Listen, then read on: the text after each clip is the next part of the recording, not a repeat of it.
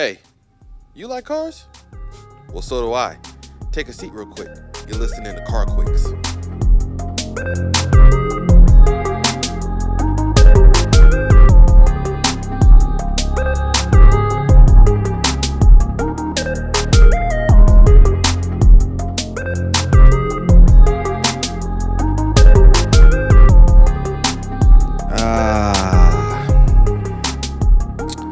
First episode.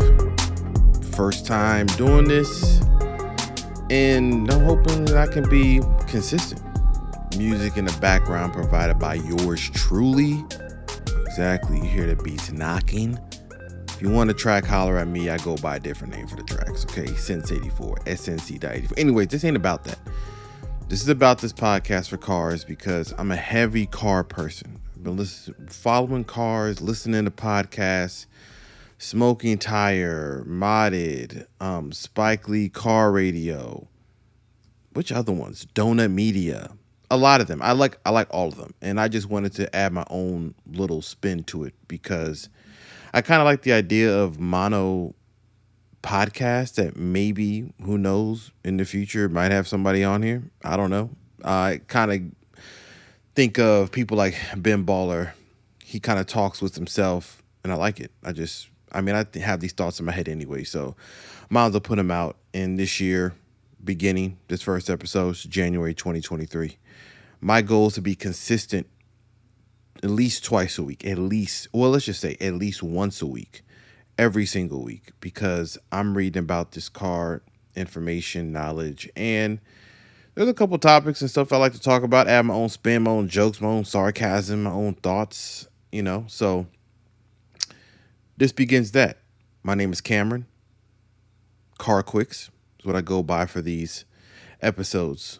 They're going to be kind of quick. I don't think I'm going to get to the point just yet early on where I'm in some long-winded, hour-long episode. I would definitely have to have somebody with me at least, unless we're talking about a real big topic. But let's cut to the chase. This is my little intro. I'm not going to add this to the next episode. This is kind of just giving a little background of who I am. Actually, I didn't even give a background. Let me just throw this out there then. All right, here's a little background. I don't work in the automotive field right now. Let's just cut that right out. Now, I'm in the tech field, but I started in the automotive field. I went to school, went to Lincoln Tech, did automotive, did the whole certification, the whole process, and I went to go work at Ferrari.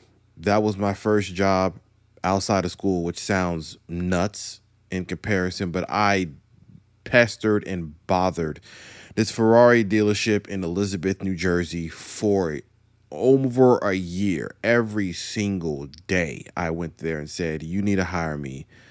I want to work under one of your guys, so on and so forth. Long story short, I get hired there. It didn't last as long as I wanted it to because at a young age, I just didn't understand some of the politics involved was very high-end machinery, Italians, being the only minority black kid in vicinity of this place. Nobody else was looking like that.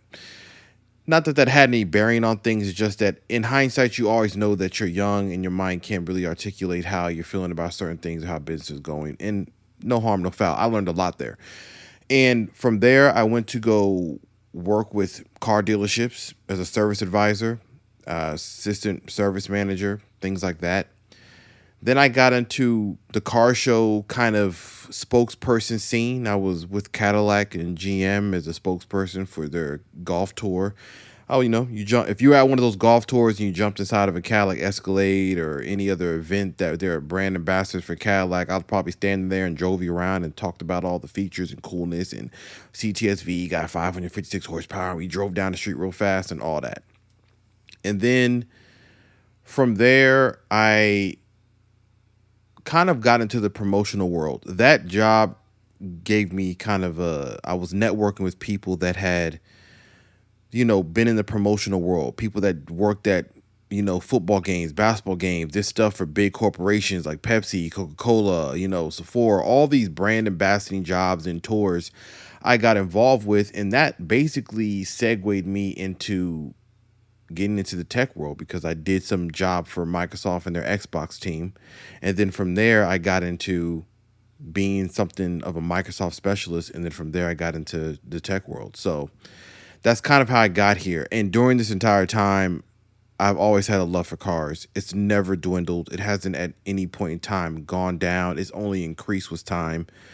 I've had a few cool cars. I'm not some person that had a mass collection because unfortunately I have a lot of other hobbies. I mean, if it was just cars with me, I think I would have already had like 30 or something like that, where people talk about I had this project car and this project car. It's like I'm dividing time amongst many things I love: traveling, food, sneakers, music, art, family. It's just I'm dividing my time up. So this is just one of many things, but a very, very big part of the pie. Some of the cool cars I owned. My first car is a 240SX, built it into, what everybody wants to do now. I never got into drifting. I didn't have the money for it. I was kind of looked at it like, hey, I want to follow what they're doing, but I ain't got the money to be drifting and almost flying into walls and burning up tires.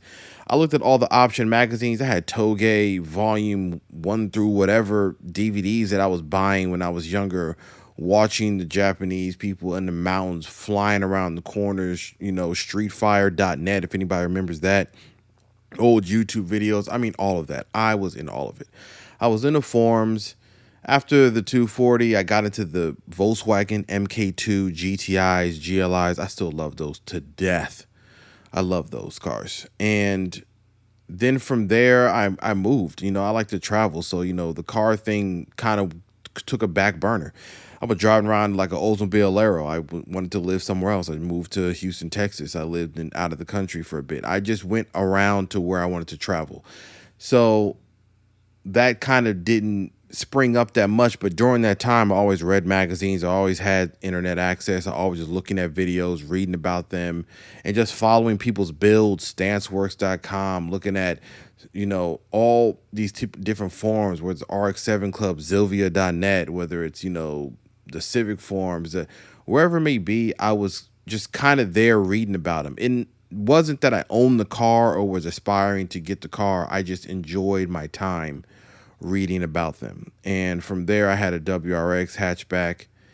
And then I had that for a while. Then I moved to, out of state again. So I sold that car. Then I had a family, so I bought a Volkswagen Sport Wagon, which I always liked those cars. So it was kind of cool, fun family thing. Then I had an S2000. I sold that. Then I got, my wife a Jeep Cherokee for the family again. Then we had a Sequoia. And then I kind of didn't get anything else again. Currently right now, I don't have anything fun. I drive a Honda Fit. But, and I say but, I kind of stayed back and I watched the industry. I had desires to buy certain things, and then something popped up that pretty much speaks to my soul and not everybody else's, and that was the GR Corolla. I loved the WRX. I loved the hatchbacks. I waited for the new WRX to come out now, the 2022, just to be disappointed that Subaru just kind of doesn't care as much as they previously did. So while I thought about getting some older cars, I have a desire to be a part of a newer platform that I want to be at the forefront of what they're building. So back in April, I put a deposit down for one of these GR Corollas. I'm number like 2, 3 on the list and a few others. So I'll get one. But this kind of segues into what this episode's about. This episode is titled ADM or Markup, How Much Do We Really Care? And the reason why I'm making this my first episode is because you hear it all the time. And having a deposit on a very desirable car, and I'm not going to dive into the information about the car yet. I'm almost going to save that episode for when I get the car and I'm driving it, and then I'm going to circle back here and we're going to talk about what it's like to own a GR Corolla. But the GR Corolla is it's like the last of the Mohicans, right? There are no more all-wheel drive, inexpensive hatchbacks from any Japanese manufacturer outside of Honda, the Civic Type R. We're at the end. Now, Volkswagen has the GTI, the Golf R, Audi RS3, hatchback stuff in the UK, Europe. But in America, we have really nothing. If you're talking about hot hatchbacks, sporty, well, actually, hold on. Before I keep going, the Veloster N is one, but Hyundai already announced that they're about to in that as well. So we're really looking at a last of a dying breed. Hatchbacks that are fun and sporty aren't really what people want. They're buying crossovers and SUVs. That's where the money is. Everybody's seen it. Ferrari even tried to hold out as long as they could, and they saw how much money Lamborghini was making and Porsche, and they were like, you know what? Give us the bag. Now, Markup and ADM. ADM, adjusted dealer markup. Basically, when you look at a car and the manufacturer says it's going to start at $30,000, you go to your local dealership, you step in there, you say, I want to get one of these. They say, hey, we got one coming in. You call back. They say, yeah, it's going to cost you $35,000. And then you're confused because you're like, MSRP says 30. Why is it 35? And they'll say, market adjustment. We're following what the market says. And everybody is pissed off. Now, I get it. These cars are not cheap. Everything's already mad expensive. Inflation, interest rates, it's you already hear it. If you watch the news or if you're anywhere in the vicinity of Twitter or TikTok, there's a gajillion videos about the end is nigh. It's all bad. Hunker down and pray. However, my question that I bring up is how much do we care? And if a lot of it is just circumstance, maybe some of it's privilege, maybe if the coin was flipped the other way, would you really care? And that is kind of based on why it still happens, right? So let's just use the GR Corolla for it because this kind of sprungboard that because it's the latest car and it's the latest one that's getting hit with some of the most egregious, dealer markups, including the Civic Type R. So I'll use both actually. The Civic Type R and the GR Corolla are both in this, I'm going to shoot high under $45,000 range of hot hatch. The GR Corolla very specifically starts off below that in the $36,000 range. The Civic Type R pretty much is optioned out as you buy it at 43, 44. So let's just say between 36 and 45 is this kind of sweet spot of hot hatch, sport compact cars that people like to buy and modify drive, track events, all this stuff, right? So they're priced pretty consistent and pretty well. I mean, we can nitpick things like interior trims and whether or not it has an armrest and all these other things, but bottom line is they're pretty much priced as they should.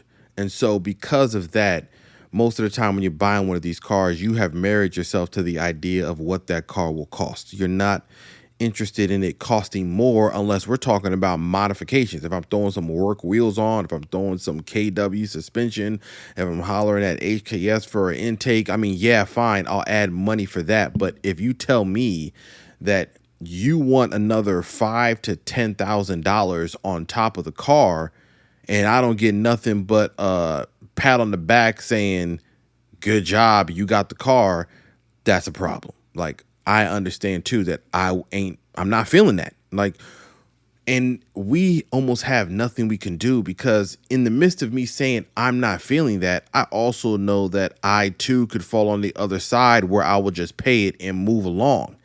And so that's why I put this episode of, do we really care? And the reason why I say that is because there are some people that care. I'm on the forums. People care. They're talking about it. There are people trying, drawing lines in the sand saying we must stand together and the ADM is going to start coming down. And it does adjust as the years go on, but it just may never go away, right? So really the story that goes with Markup and ADM is the dealerships are pretty much beholden by the power that they have. Manufacturers, outside of people that are direct to consumer like Tesla, they are only building a car and sending it to the dealer network and letting the dealer network take it from there. Now, they do care about the reputation that the dealerships do give their brand when it comes to the markup, but some of these places aren't dropping in sales. So like, even if a few people back down and say, I'm not paying markup, I'm only paying MSRP, then it still isn't making it as far up the top as it needs to. Case in point, Toyota. The GR Corolla is a Toyota. Toyota cars sell all the time. They're consistent. Their sales are always high. I think they're the number one manufacturer in the world again, or just in the US. They sell a lot of cars. They never have anything in inventory, right? Their stuff just comes and goes. People live and die by the brand. Their reliability is world renowned. And so while there is markups, it's not like the people have another option, right? I bought a Toyota Sienna. We have a 2022 Toyota Sienna XSE. And I was fortunate enough to get in before things went crazy, but it was also almost a bad time. But since then, there are no Siennas that I have seen personally. There are a few scattered MSRP dealerships in smaller towns, but if you're in a major city, Godspeed, okay? Because most likely you're about to pay over on a minivan, which sounds crazy because who was buying minivans before SUVs were the thing? I don't even know. When I went to get ours, all of a sudden the Sienna was the most popular thing smoking. And I was like, this is nuts. Nobody likes minivans. I am one of the few that do. But anyways, so with that being said, you right now have a situation where your options are limited if you care for the brand. If you care for the brand, if you care for the cars, you only can do so much. You only can do so much waiting. Sometimes you're in a situation where you have to get the car now and you're going to end up paying for that. But if it was flipped where you had the means and it wasn't an inconvenience and it was more about time, would we care? And I know with the GR Corolla, it gets interesting because we're talking about emotional purchases here. The GR Corolla is an emotional purchase. There's no practicality out of it other than that it's 4-door and a hatchback for us enthusiasts. We just want the car because it's a fast hatchback. If all you care about is a hatchback that's 4 doors, there's a regular Corolla, there's other sedans and cars that can fill that void, but none that are all-wheel drive, 300 horsepower, 3-cylinder with the racing pedigree of Toyota and the Gazoo racing team and just the whole history about it. That all matters. That's why people like to Type R, the history, the heritage. That's why we care. So from the outside, while it might look like a mundane little hatchback with some boxy flares on it, we understand what the ethos of that car is. I mean, similar to the WRX and STI and the Evo, they were based on Lancers and WRXs and Imprezas. Their base car, if you peel everything away, is based on a regular practical sedan. And then obviously things get added to it that turn into something better. So that's why we love those cars. So that's why we like them. And so for that reason, you get into this emotional state. I want the car. The dealer says it has this markup. Most people, if you're smart, obviously makes very smart financial decision to back off and say, hey, I'm not going to pay that. I'll wait till you guys calm down and relax. Now that's their dice roll. Are they going to calm down?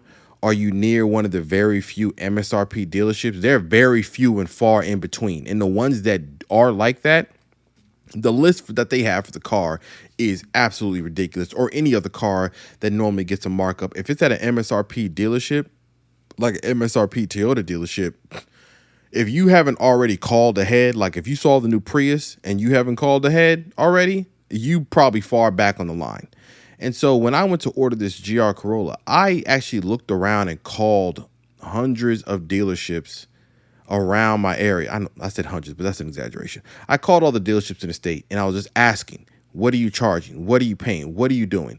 And I found an MSRP one that I got very high on the list with. And I still have other few that I called and put my name on or put a deposit with because I really want the car. Now, the one I went at is MSRP, and then the others are kind of in this gray area where they're like, we're going to see what happens when it shows up. And I had to be real with myself because I have some ideas and some desires I want for the car. And I guess maybe because I've been sitting on the sidelines, I was not opposed to the idea of a markup. And maybe I'm part of the problem. I don't know. Maybe I'm crazy. Dave Ramsey would have a heart attack right now. But maybe I'm part of the problem, right? That's why I said, do we really care? I mean, how much do we care? Like, how much is it too much? Now, if they say it's 10,000 to 15,000, 20,000 over, that's astronomical. I'm laugh you out the building. But on one of the forums I was on, there was a poll that said, how much would you be willing to go? And I said, my max up top is 5,000. And that's still ridiculous to even consider when you're talking about there was a manufacturer suggested retail price. And I'm going to get to that, suggested part soon. But they already gave a number. So why would you be willing to pay over that number? And the answer is, I don't know. It's emotional. I want the car. I mean, I can't justify it. I'm not going to sit down and say, you know why I did this. I got some hard facts on why you should have did it. No, it's just all emotional. I want the car. I want it at this time. I want to do stuff with the car. I want to record. I want to shoot content. I want to drive on the track. I want to do stuff with the item, and I don't want to wait. And I'm looking at people drive the car, and I want to drive the car too. And so that's why I can be more honest about it. Some people won't be open, or they'll bash other people and say, you're part of the problem. That's why we can't get nothing in the ADM market. We keep buying these cars. The point of the matter is somebody's always going to buy something. I mean, only very few markets will take a very big hit. That's usually on a very high end. Like, G-Wagons right now are like dirt cheap, but they were sky high, $300,000 for, boxy trucks. I just call them Wranglers with better leather, but I mean, people love G-Wagons. And so you have that industry, that market of it. For this particular car, will it go down? I think a GR86 or a Supra still has some markup. Is it as high as it was when they first came up? No. Toyota Sienna, Ford F-150, the Ford Lightning pickup truck. I mean, those still have a markup. It's probably gone down since then a tad bit, but it still kind of exists. And there's not much that could be done unless you're at it. Like I said, there are not every dealerships like this, but it's kind of like a universal umbrella term that most places have markup. So the ones that don't, this doesn't apply. And in order to fight, if we were to fight this, if somebody said, why can't we just stop this whole thing? Well, unfortunately, you would have to basically lobby and fight them in Congress or whatever political, judicial branch it has to be, and have a lot of money, because they have billions. I mean, billions and billions of dollars is why these companies don't do anything. Now, to play devil's advocate, I will say the manufacturers could do something, but they ultimately don't care as far as their reputation isn't taking that bad of a hit. And what I mean by that is the people on the forum, and I keep using a GR Corolla because that's just kind of I don't want to make this a theme, but this is just what I know because it's what I'm buying. Everybody on the forum for the car I want is against the markup. They're just mad about it. Now, I do know that a lot of people in there that already have the car just looked at it pragmatically. I want the car. They have it there. They're charging this much. Now, some people stand on the moral ground of I'm never paying a markup, but some people just don't care. I'm not going to say I'm one of those people that feel like that's just the moral hill I want to die on. I don't care enough. Now, if it's an inconvenience for me, I just won't do it. Now, if somebody else comes behind me and they say, hey, I got 10,000 over, I'm going to step aside and say, hey, have at it. I'm not going to look at them bad. They have the means to do it. And that's why I said, how much do we really care? If I had the means to do it, if I was just flush with money, I wouldn't care for the price of a lot of things. A lot of it would be convenience and time. I may pay extra to have somebody go pick it up, sign the papers on my behalf as a power of attorney, and deliver the thing to me with breakfast. Like if I had the means to do it, I would do a lot of convenient things, and that's not that ADM is a convenience. It's just, obviously it's profit for the business. You see, it gets complicated. It gets complicated.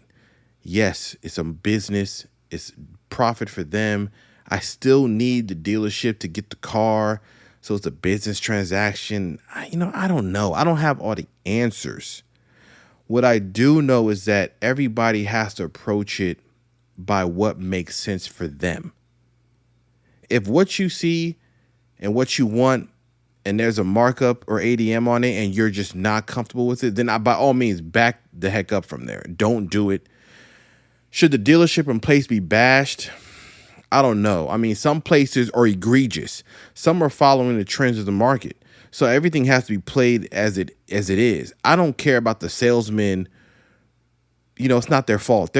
They're marching orders, right? The GM or whoever's name is on the building of the dealership, Sir Francis Lewis, Ford, Mazda, whoever has the name on the dealership or the owner, the GM, ultimately has the power to decide how their cars are going to sell and what their bottom line is looking like. And they got all the historical figures to tell them if they're losing sales, or if they have customer retention and all of that. So they'll decide if they want to have the markup or not. And the salespeople are just relaying that information.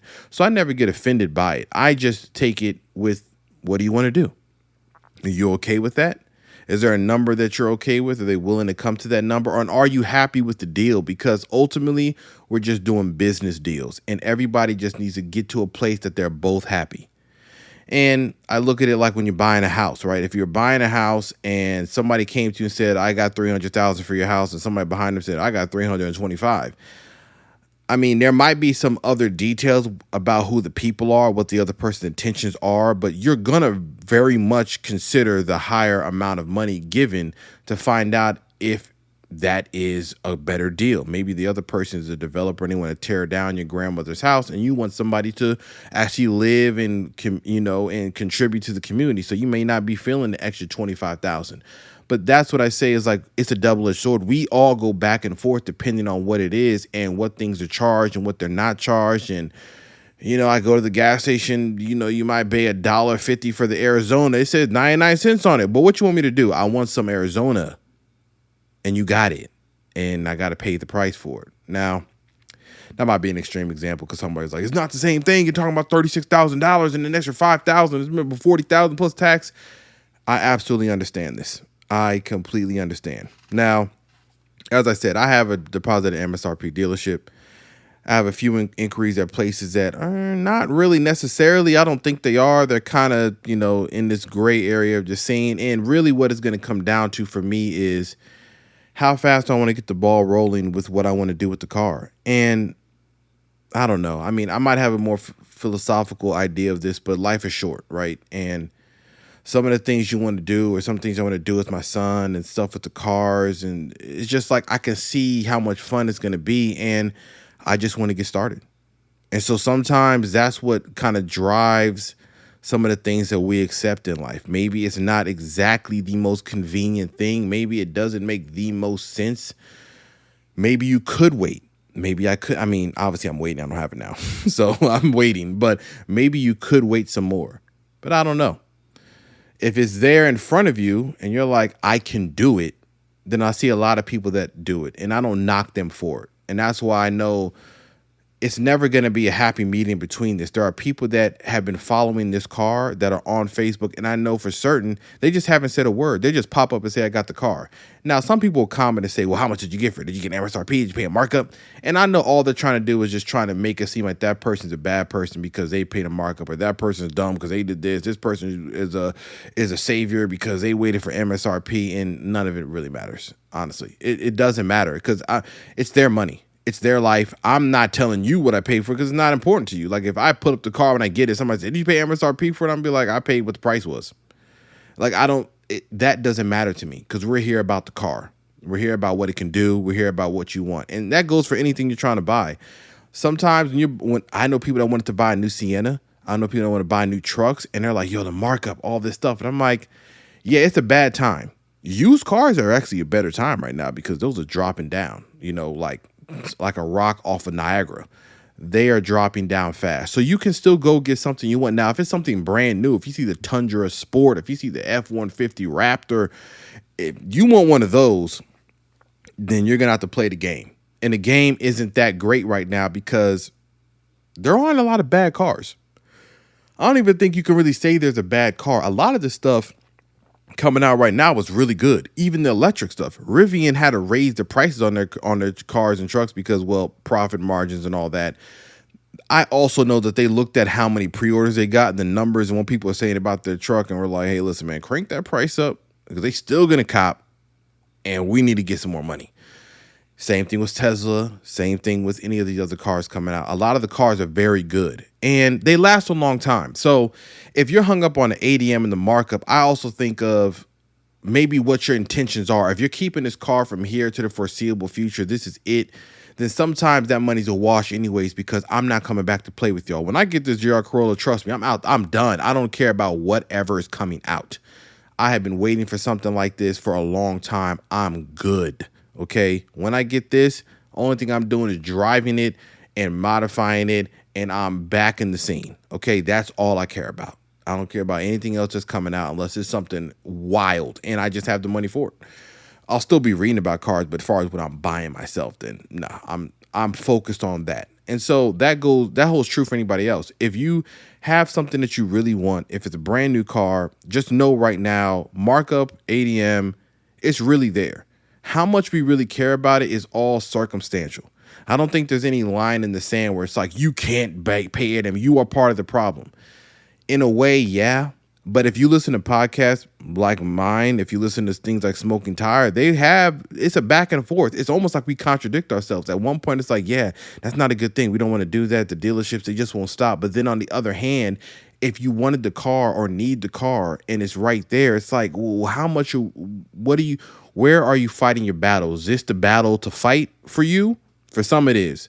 Sometimes it is. And if it's not, then some people are just like, whatever, I'm going to fight my battle somewhere else. Maybe when I go buy some coffee, I refuse to pay $15 for the avocado toast. You know what I'm saying? Like some people, they draw their line somewhere. I'm not eating out that much. I don't care to pay, $7, $8 for Chick-fil-A. I'm going to go home and cook. We all have our lines in the sand of where we are. And I think there should be more organic conversation with that, and also understanding the emotional aspect of buying cars that we like. Because the practical purchase is a 9-year-old or let's say a 5-year-old car that you buy used that you just drive from point A to B. But people like myself who are car enthusiasts, like none of that matters. I can't follow the Dave Ramsey approach because I like cars and that is a part of who I am. If I only can have something I drive from point A to B for the rest of my life, it's going to be a sad life. Like it's not going to be enjoyable. I mean, maybe some of that creeps in now. Right now, I drive a Honda Fit. It's okay, but like I truly, in my soul, miss driving a fun car. Like that's why this is gonna happen. I'm buying this car. It has to happen. I'm really close to the limit. Like, listen, I can't be driving no random, just regular car. And like I said before, for me, it opens up opportunity more for my son and my kids to see something enjoyable, to go to track events, to go to car shows, to be with camaraderie with the people. That matters. And is that worth extra if I'm in that position or I'm in that situation? I want to say position. If I'm in that situation where they're like, hey, what you wanted and what you want to do, we're not selling it at MSRP. We're selling it at this price. Now, I'm not doing nothing crazy. Like I said, remember that suggested part, MSRP? That is what most of the manufacturers are going to lean on. And when we start barking up this tree, because trust me, if it was all MSRP across the board, Lord, it would be much better. And I don't really get why some places do want to have this battle. But I guess their customer retention, like I said before, is still good. They have the data to drive that. But the suggested part is what they're going to lean on. They're going to say it was suggested. And that was the suggested retail price. And the dealerships now have the power to change and do what they want to do. I know. It's how the cookie crumbles. It's how the ball falls. It sucks. I mean, ultimately, I don't think it's a great thing. That's why the question is, do we really care? How much do we care? Like what situation do you have to be in where you care? Where do you have to not be where you do care? If you're in a position where you have something fun to drive right now and this is just an additional to your thing and you can wait, then wait. I can actually wait. I have the other car I'm driving, so I can wait it out.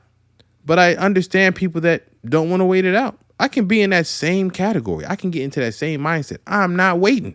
I want it now. And that is the joys of being able to make those decisions and make those choices and decide how it fits into your life financially or otherwise, how it's going to work. And so to close this out, it's a long diatribe about markup. Ultimately, across the board, nobody wants to pay extra more than what was suggested from the manufacturer for whatever the car it is they wanted. Nobody wants to do that. Unfortunately, right now, we're in a game where we don't have control over it coming directly to us, because if we did, we wouldn't be having this conversation.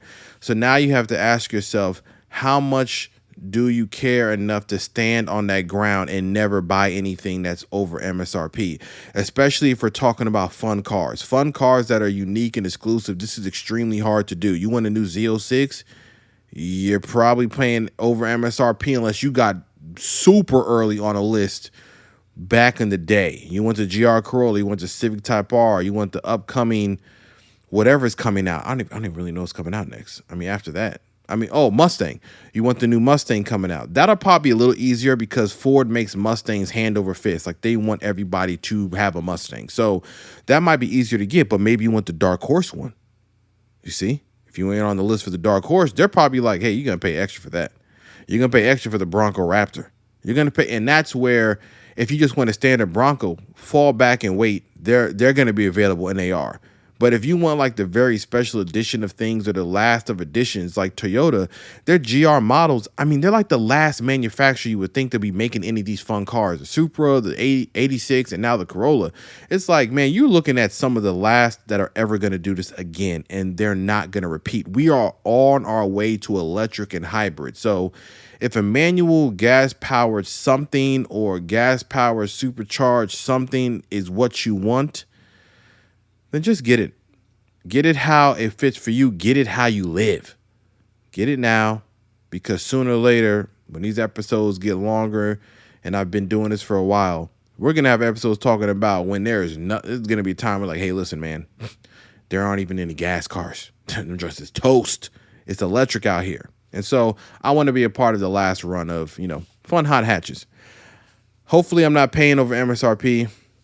Hopefully I don't get into that situation where I've had enough and my patience has run thin.